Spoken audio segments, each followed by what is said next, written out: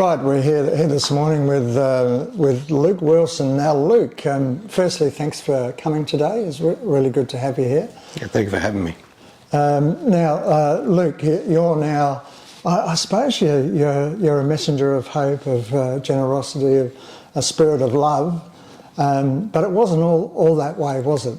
No, it wasn't. No, so I used to be a neighbourhood dope dealer, but now I'm a neighbourhood hope dealer, dealing hope to the lost. But I did grow up in a good family. It was a beautiful family, loving family, but also led me into a life of destruction, even though it's not their fault. My parents done the best they could, supplied everything for us. But yeah, I started doing drugs from a very young age, smoking weed and drinking alcohol at the age of 7. And then yeah, started doing the harder stuff at the age of 10 and put needles in my arm at the age of 13. So I had no hope. I was lost and confused. I didn't want to be here. I was a failure in every sense of the word. Even tried to commit suicide, tried many times. But yeah, my life was destruction. I was full of hate, I was full of anger, and all I wanted to do was hurt people. Yeah, and the best way I could do that was deal drugs, and people owed me money, you know, and so I could hurt them. Right. Yeah, and yeah. Okay, now, Fishers of Men, you had a brief encounter in 2012. Yep. Could you explain what happened then? That was a good one. Like I broke up with my ex-girlfriend Sheridan, and well, she was actually my fiance at the time. And my cousin actually set up a date for me. So I was at a date in Woodridge, and no connection, no spark. So I ended up going back to Beenleigh, where I was living at the time, and I've actually seen this street van called Fishers of Men. Never seen it before, and so I'm there with this street van, and this lovely man named Ben, Samoan lad, he's came to see me, and he's gone, "Are you hungry? Would you like something to eat?" I'm like, "Mate, I'm starving." So he's emptied out the esky full of sandwiches and given me all that in a plastic bag, and he's actually given me his card, you know, and he's gone, "I'll do pickups every Wednesday and Sunday if you'd like to come to the meetings." Because with Fishers Men, they have meetings back in pre-COVID, they had meetings at their family home where they'd bring in the homeless and people in need to come get a feed, you know, and plus giving a message of hope, a message of love. And after going there after this contact with Ben, and he's given me his number, I know I didn't give my phone number because I didn't believe in giving out my number unless it was to somebody who wanted drugs. And on the following Sunday, because I was Friday night, I get a phone call, and it was from Ben. "Hey mate, do you remember me?" I'm like, "Yeah," and I'm a bit confused because I didn't know how he got my phone number. And he's asked me if I wanted to come to the meeting. I go, "No, I'll be right tonight, mate. I'll be right." He's asked me a second time on the following Wednesday. He rang me in, still confused. And again, I've told him, "No, I'll be right, mate." On the third time, the following Sunday, he's asked me again. This time, there must be something triggering me inside of me. And I said yes.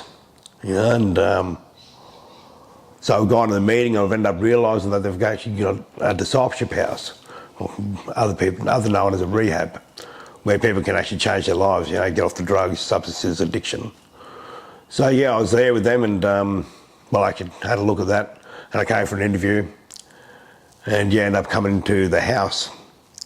I only lasted about 3 weeks, you know, because I didn't believe in God. "Don't tell me about God, I'll knock you out." And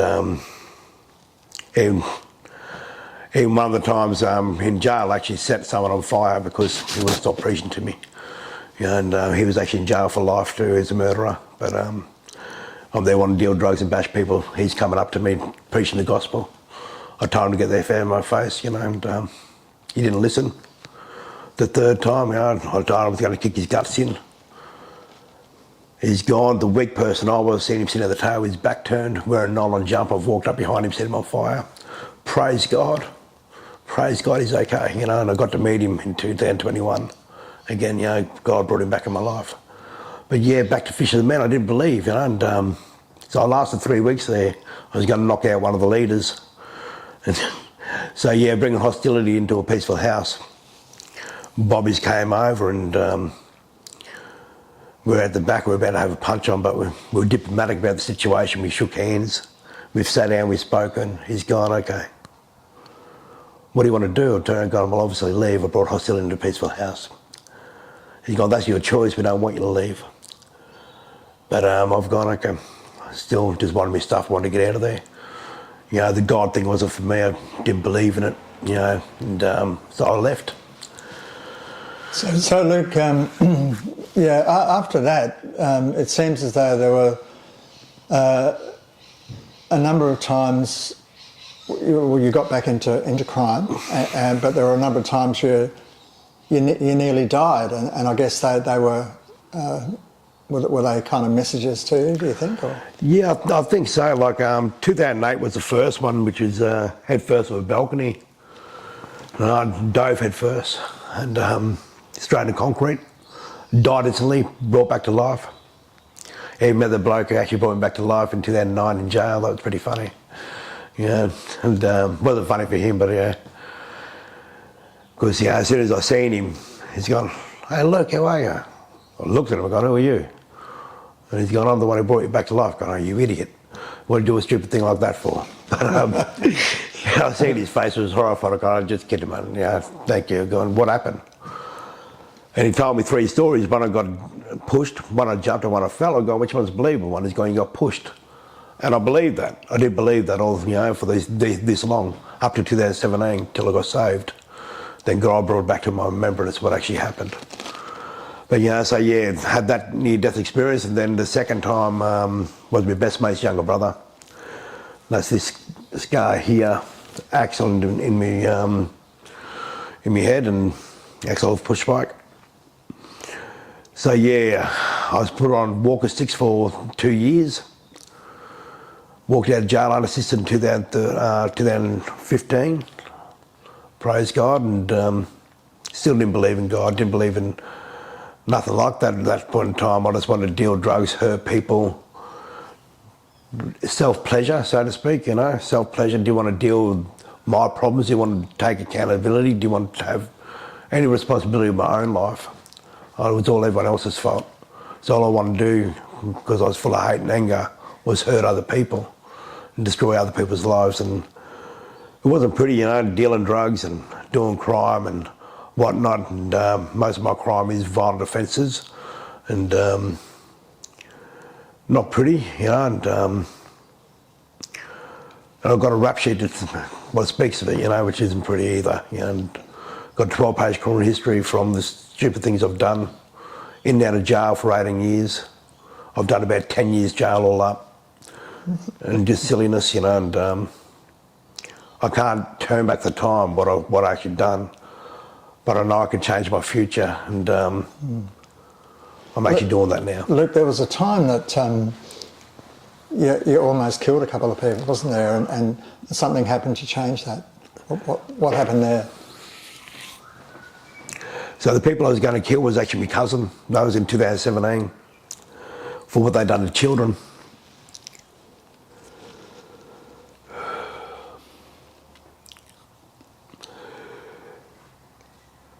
So I was living in their house because I had nowhere else to go. I was living there, and I'd already been told by my mum, When she realised I was going there, she actually said, you're not really going to go and stay with Shane and Leo. I've gone, yeah. I am, why is that? She's going, you know what they do to children? I've gone, no, Mum, you tell me. And she told me. I've gone, well, I'm going to stay there. And that was for one purpose, for me to find out the truth and for me to deal with the truth, whatever it was. So I'm there, and I had firearms, I had, weapons, so swords, everything like that. And I was dealing drugs, and I never had an ounce of rock, never had a 10 pound of weed. But around the 7th of January 2017, I gave away all my guns. Next minute, 10th of January comes, my girlfriend at the time, she rocks up with her daughter and the grandkids. Straight away, my cousin manifested at them. You know, we're not allowed to have children here. I was going, that's strange. And I have flashbacks because the neighbours up the road would bring their children into the house every day after school. So straight away, I'm just flashback, and my cousin goes to the toilet and thinking, what's going on here? You know what I mean? When he came out of the toilet, he'd be sweating, you know. So when I flash back on that, I was like, oh. I didn't need to be a rocket scientist. So straight away I told me missus and the children go across the road to the shops. I'll be there soon. This is the first instance of God coming into my life. Not knowing it, didn't believe in him. As I'm walking in my room to grab the katana sword to come out and take their heads off, my cousin's heads off, I get a phone call asking if they can get an ounce. I haven't got an ounce. I've got 3/4 left. More than welcome for that. So this lady, you know, she's usually there in 5-10 minutes, but 10 minutes it goes. Nothing. 15-20 minutes. I think this is strange. Next minute something just came in my spirit. Anything over 2 grams of ice, they can get me for supply. So I started mixing up a 1 gram 0.6 shot because I had 3.5 grams there. So I got it under 2. I mixed that up, and straight away I heard footsteps at my bedroom door. And this was actually, I knew straight away it was police. I just put the needle in my arm, put away the drugs, threw an uncapped syringe in the bin, you know, because I heard the knock on the door, bang, bang, bang, bang, bang, loose bang, rules, got a search warrant for these premises. So I put the syringe out, put it in the bin. I'm turning, going, yeah, come in. And when he's opened the door, I'm turning, going, wait there for a sec. I've gone, can I grab something out of the bin? He's gone, yeah, what's that? I've gone, showing the arm, you know, blood in my arm. He's gone, yeah, not a problem. So I grabbed the syringe, put the cap on it, put in the sharp skin. No police officer will allow you to do that because they believe you're going to stab them. Right, sharp object. So I put that in the sharp skin. He straight away has asked me, he's got anything to declare? I've gone in that pouch, that's me ice. He's gone, where's your short-off shotgun? I've gone, got none, right, don't know. And after that, he's got anything else to declare? I've gone, no. I've gone, here's 3/4. And after I gave him that, he's going to go and wait in the lounge room. So I waited in the lounge room and end up seeing Child Protection Investigation Unit there. I'm thinking, well, that's strange, what are you doing here? Yeah, and I just look at my cousin like, you know, what's going on here? But so yeah, I'd got a lot of information there about my cousin, what he'd actually done, and hurt his kids, and it wasn't pretty. And I don't want to go too deep into that, but so to speak, I just pray for their salvation. That's all I can do now. Yeah, and just pray for their repentance. But yeah, they actually got me living on the streets of Brisbane anyway. And I go and knock off a gun from bikers. I stole their gun, stole their bullets, and I went back out of the streets again. Here I am shooting at trains, shooting at everything, you know, I was just fried, just had too much. The 8th of April 2017, I ended up getting done for bruised bodily harm, assault occasional bodily harm, threatened violence with me, allegedly putting a gun to someone's head, 2 times serious assault on police, 1 on paramedic, a loaded firearm in public, plus explosives. With my criminal record, I'm looking at 15 years jail, easy. That's with the drug charges. But yeah, would have been around the 23rd of April. I'm in the watch house, Brisbane watch house, and hear this audible voice speaking to me. You should not fear the Lord God, I will fight for you. I stood up, I blew it off, nothing there. I get back down doing push-ups. I hear this audible voice again. You should not fear the Lord God, I will fight for you. This time, every hair on my body stood up, a warm sensation in my heart, a tear in my eye. I've had to ask the question, who are you? He's gone, I'm your Lord, do you want to change? Let me your heart and I'll change you. I don't know my heart response, but I must have made one. I felt the whole weight of the world be lifted from my shoulders. All my hate and anger left my body. I was on Tremol, Lyrica, Oxycontin, Endone. None of that took the pain away. Next minute, all my pain left my body. I had this love and this peace, this warmth enter me that I could not attain to. My whole life changed immediately that day. I get to jail on the 28th of April 2017. My introduction to Brisbane Correctional Centre was that biker I stole the gun off. He literally jumped all over my head, caved my head in. He was going to kill me. And people thought that I was dead. The funny thing about it, I got pulled up, so he must have seen I was breathing, so he came and got me up by another person. And I've gone laundry, washed the blood off my face, put a jumper on, cover the blood, put trackies on and cover the blood. Next minute I've lined up for medication. And this was a guy telling me I didn't need drugs anymore. Lined up and they had nothing there for me. Usually I don't need to see a doctor when I get to jail because they've got my medical chart. They know what I have usually, which is Lyrica, Tremel and Pentadine Fort. That's there for me all the time, right? Get there, nothing there. I'm thinking, okay, that's strange. So I've tried to get some Panadol. They've gone, no, you need a script for that. You don't even need a script on the outside for Panadol, same as in jail, you don't need a script. So that was a guy telling me I don't need drugs. I've gone in an exercise yard, one of the boys going, you didn't deserve that, that was a crap go. With others, vile language, but yeah, I won't go into. But anyway, I've turned around and gone, I did deserve it, but I realise now no one deserves violence. But he's gone, you all right? I've gone, no, not really. I'm starting to shake. I was in pain. He's gone, I'll go and get some drugs for you. So he's gone around out some drugs in the unit for me. Straight away, when he's turned his back, I've ended up breakdancing on the ground, having convulsions. I've woken up on a stretcher going down to medical. I get down to medical, and the nurse turns and goes, okay, Luke, who got you? And I wouldn't talk, like not talking. She goes, okay, cancel his ambulance. Next minute she's asked me again, come on Luke, we know you, who got you? I turn around and gone, in fear of my safety, I'm not talking. Right, she turns and gone, okay, sweet, I'm going to put you on OBS. So they put me on OBS, which is a unit where you've got a cell, you've got nothing in there, no TV, no clothing, you've got the clothes on your back, just got nothing. So he's sitting there. The supervisor, he's coming to see me to ask me who got me. I wouldn't talk. On the third day he came, and he said to me that he knew who got me. I'm sticking to my story, you can have yours, but anyway. He's going, pack your gear, going up to the units. This is the third day, so I went to the units preaching the gospel I didn't know, telling people that Jesus is the way, he's the truth and he's the life.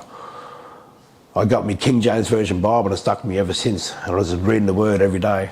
I was spending over 16 hours a day in the Bible. Just the Holy Spirit teaching me, training me, equipping me. And my whole life changed. My whole life changed.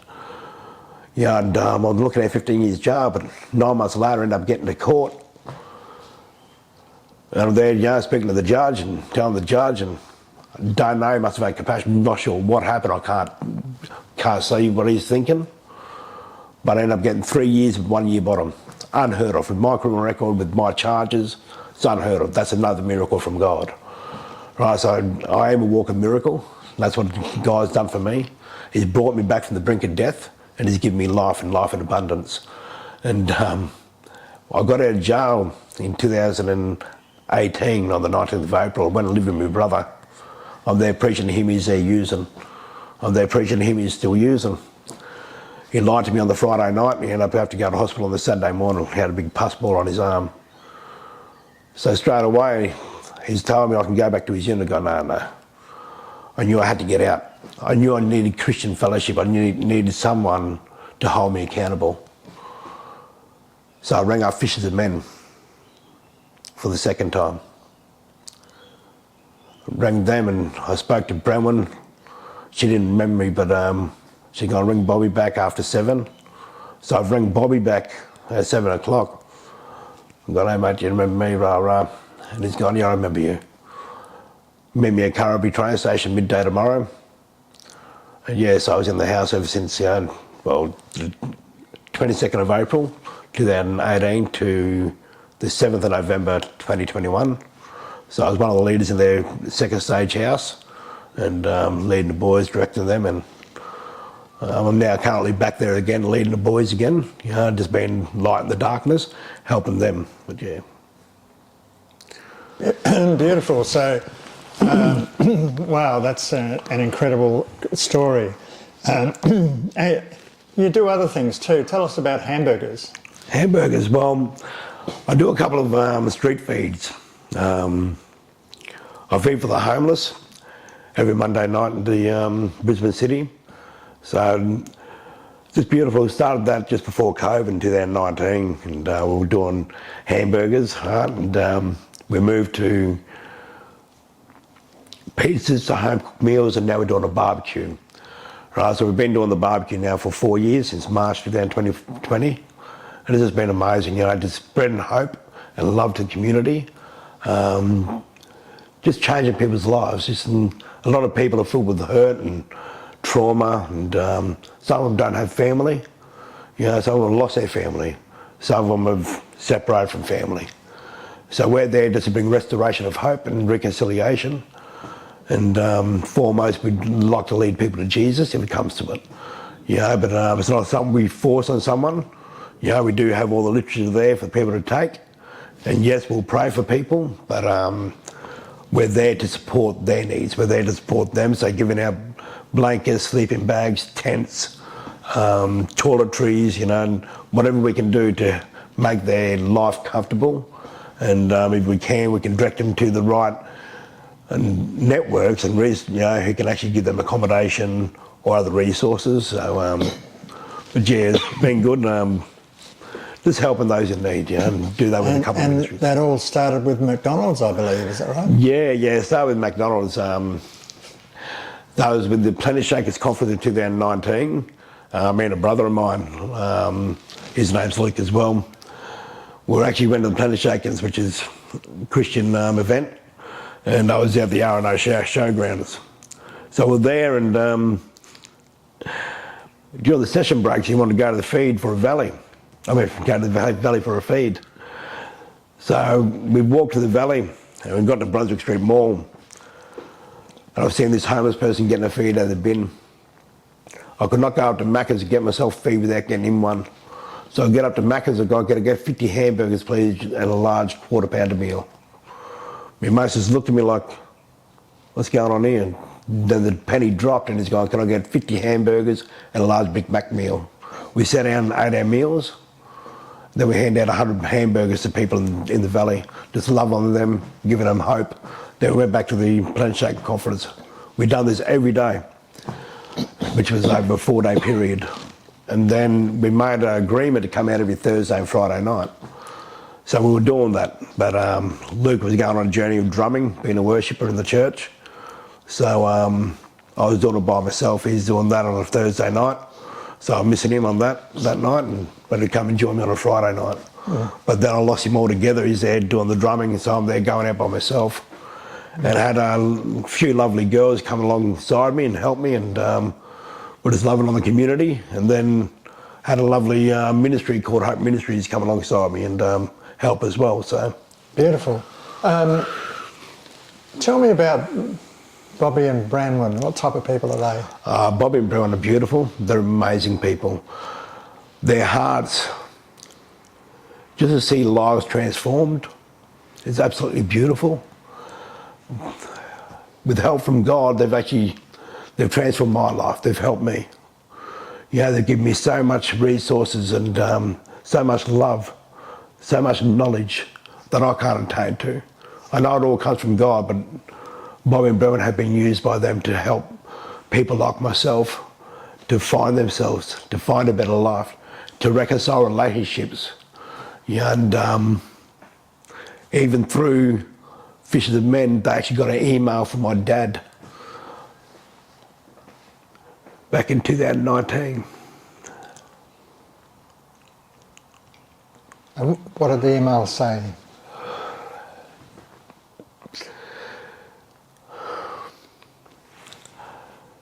Hey son, so me and my dad sort of separated, we actually parted ways.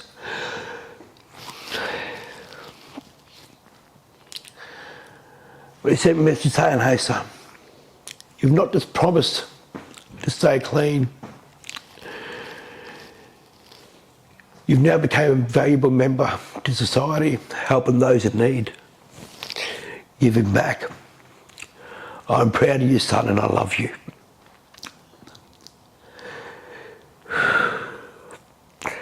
To hear them words from my father touch my heart,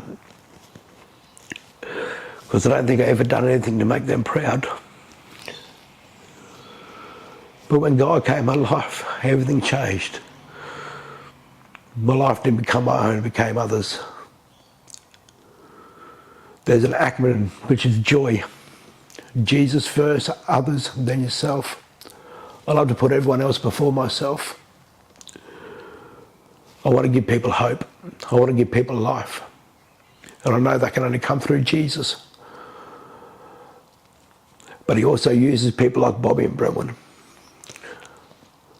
to speak into people's lives, to love on them. Bobby and Brenwan's got a family of four children. And even when these children were young, Bobby and Brenwan were bringing drug addicts into their family home to get clean from drugs, living on the floor. You know, some of these were bikers, notorious bikers, getting their lives transformed. And these people they've got transformed lives and now doing the work in ministry, helping others. We need people like that in this world. Well, Luke, we also need people like you. You're an inspiration. Just lastly, on your T-shirt there, relentless pursuit. Tell me about that. It's a relentless pursuit of love. And that's what God is.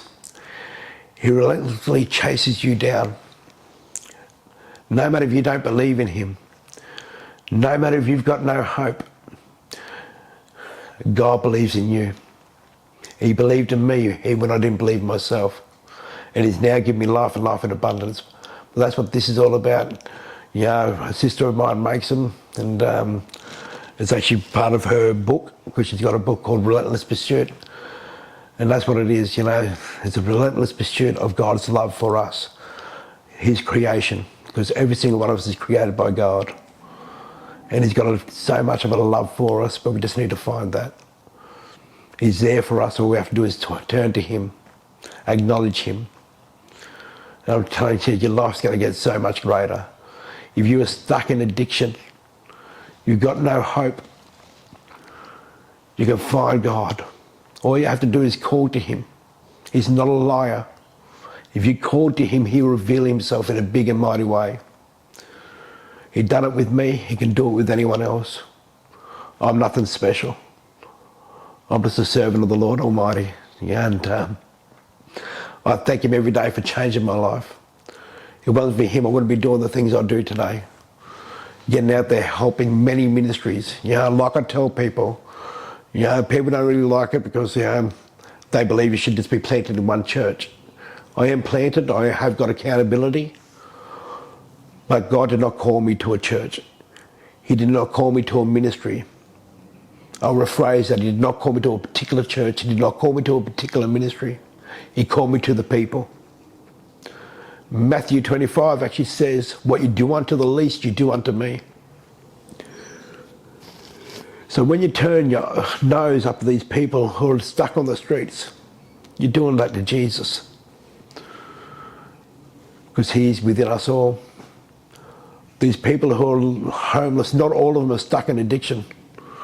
I deal with people, you know, I was speaking to a lovely lady last night. She's homeless, but she don't use drugs, she don't use alcohol.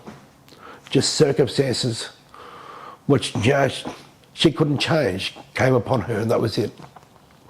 Yeah, I've met many families like that. Many people who've just stuck. The homelessness in Australia has grown, and we need organisations, foremost the government, to step up, to start helping our people. Luke, yeah, hope. Wow, you're a messenger of hope, but you're also a true example how that spirit of hope can change people's lives. It's changed your lives, and you're changing the lives of so many people. And yeah, speaking to you it's been an inspiration. Thanks, Peter. Thank you. No problem. Thank you.